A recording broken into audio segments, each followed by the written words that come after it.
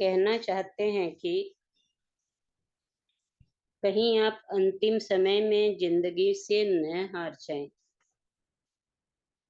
आपको ये ना लगे कि सब कुछ पाकर भी आपने जीवन को खो दिया है।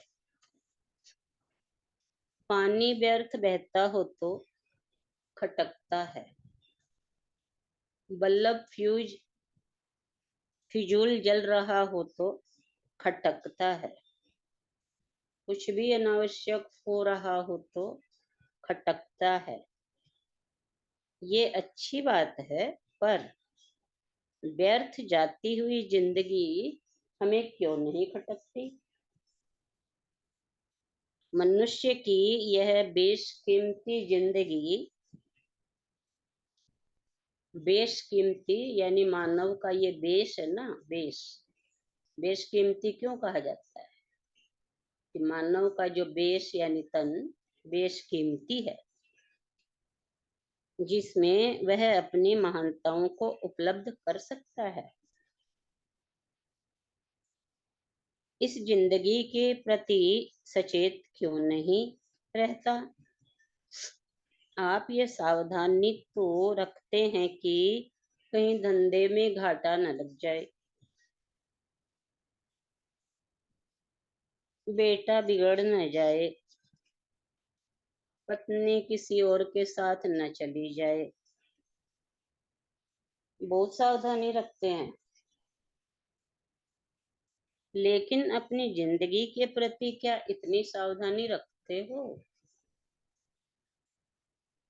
अनावश्यक कार्यों में, दोस्तों के साथ निरर्थक बातों में समय बर्बाद करते हो, और तो और पूछने पर बोलते हो कि भाई टाइम पास कर रहे हैं। क्या जिंदगी केवल टाइम पास करने के लिए मिली है? क्या हमारी जिंदगी इतनी भारभूत बन गई कि हमें जिंदगी को पास करना पड़ता है? जीवन गतिशील हो, कृत्रिम नहीं वास्तविक हो। अपनी जिंदगी में देखें कि हमारी जो मुस्कान है वो कृत्रिम है या रियल। जीवन जो इतनी सुख सुविधाओं से भरा है, ये कृत्रिम है कि सहज आनंद भी है? व्यक्ति के जीवन का सुख, शांति, आनंद सब आर्टिफिशियल हो गया।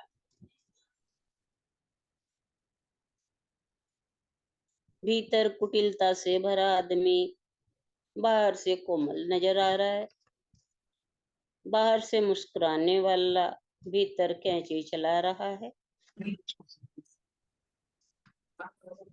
बाहर से मुस्कुराने वाला, सुनो भाई कौन है? बाहर से मुस्कुराने वाला भीतर से कैंची चलाने की कोशिश कर रहा। बाहर से अपनापन दिखाने वाला भीतर से और गिराने की, काटने की कोशिश कर रहा है। व्यक्ति दोहरी जिंदगी जी रहा है। बाहर का चेहरा कुछ और भीतर का चेहरा कुछ और। आपने दो मुँहे सांप के बारे में तो सुना होगा। दो मुँहे इंसान सांपों से ज्यादा जहरीले होते हैं। सांप को का काटा तो शायद बच जाए, पर दो मुँहे इंसान के काटे को तो भगवान भी नहीं बचा सकते।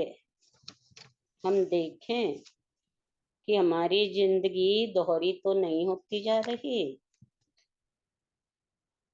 हम बाहर से धार्मिक हैं और भीतर से अनैतिक, बाहर से प्रसन्न भीतर से कुटिल। बाहर से सामाजिक एकता की बात कर रहे हैं, भीतर से समाज में घात कर रहे हैं। बाहर से अहिंसा की बातें, बाहर से तो हम अहिंसा और शांति की बातें, लेकिन भीतर अशांति और क्रूरता को जन्म दे रहे हैं। ईमानदारी से अपने को टटोलें कि बाहर से अच्छे नजर आने वाले हम लोग भीतर से कैसे हैं। जैसे कि एक क्वेश्चन था ना कि दर्पण खुद को देखना है।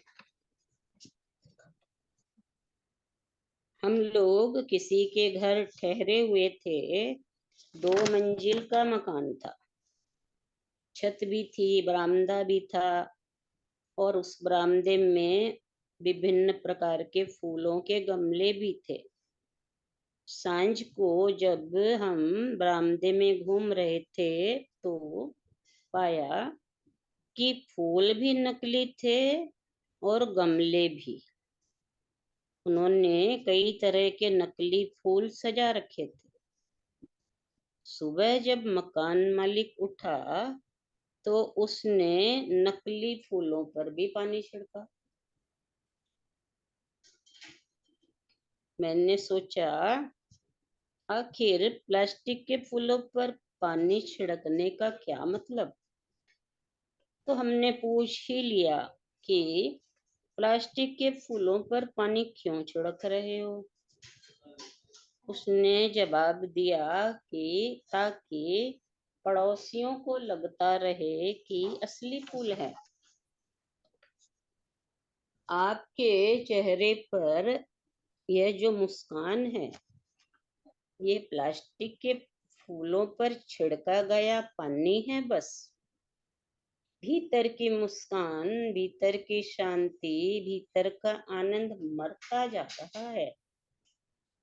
हमारे अंतर मन का प्रेम मृत प्राय होता जा रहा है। जीवन उस साइकिल की तरह हो गया है कि वो चल तो रही है पर वहीं की वहीं खड़ी है।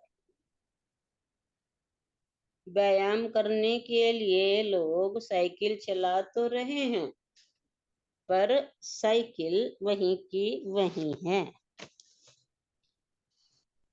हमने भी चलाई थी। कहीं हमारी स्थिति ऐसी तो नहीं।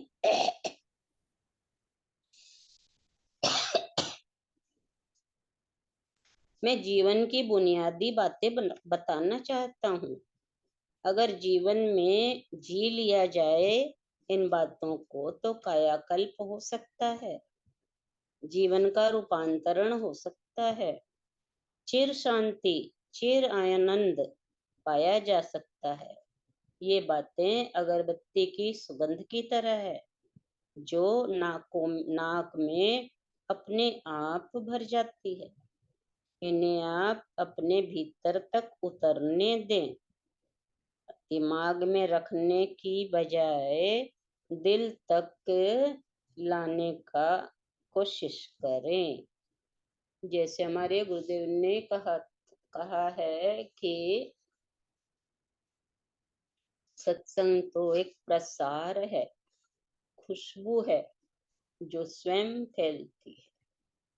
तो उसी तरह ये बातें खाली दिल और दिमाग तक ना रखें, बल्कि अपने जीवन में भी इन्हें उतरने दें। बस इतना ही है। सुशीला जी बताएंगी अब।